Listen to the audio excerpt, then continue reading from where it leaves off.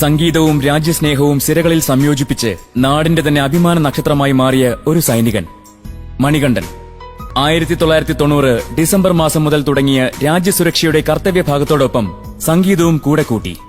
6 വയസ്സുമുതൽ സംഗീതം പഠിച്ചു തുടങ്ങിയ ഇദ്ദേഹം സ്കൂൾ കോളേജ് തലങ്ങളിലൊക്കെയും ഒരു മികച്ച ഗായകനായി പേരെടുക്കുകയും നിരവധി പുരസ്കാരങ്ങൾ നേടുകയും ചെയ്തിട്ടുണ്ട്. രാജ്യസുരക്ഷയുടെ വഴികളിലൂടെ ചുവട് വയ്ക്കുമ്പോഴും ഉള്ളിൽ നിറഞ്ഞ സംഗീതത്തെ ഈ പാട്ടുകാരൻ വിസ്മരിച്ചില്ല. മണികണ്ഠൻ ആര്യനാടിനെ കോമഡിയുടെ ഉത്സവവേദിയിലേക്ക് സ്വാഗതം ചെയ്യുന്നു.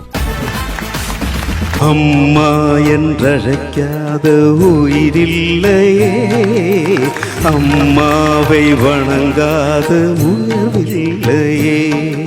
இருமுடிதாங்கி ஒரு மனதாகி குருவினவே வந்தோ,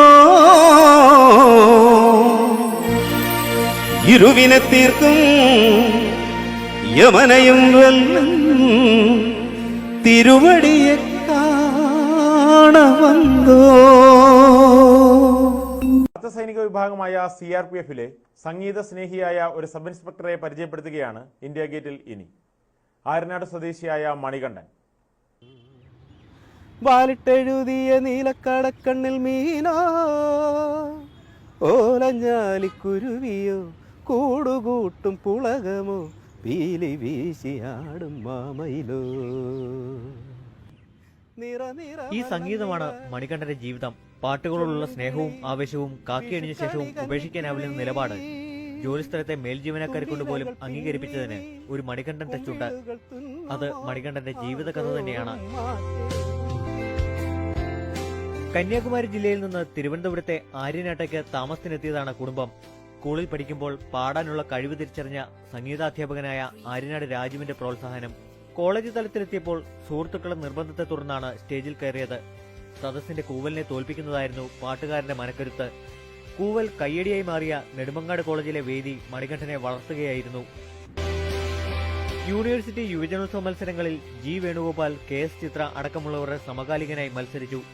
കാട്ടക്കട ക്രിസ്ത്യൻ കോളേജിൽ ബിരുദ പഠനത്തിനിടെ ലളിതഗാനത്തിൽ ലഭിച്ച പുരസ്കാരം ആർട്സ് ക്ലബ് സെക്രട്ടറി സ്ഥാനത്തേക്ക് മത്സരിച്ച് ജയിക്കുന്നതിലേക്ക് ഗായകനെ ഉയർത്തി.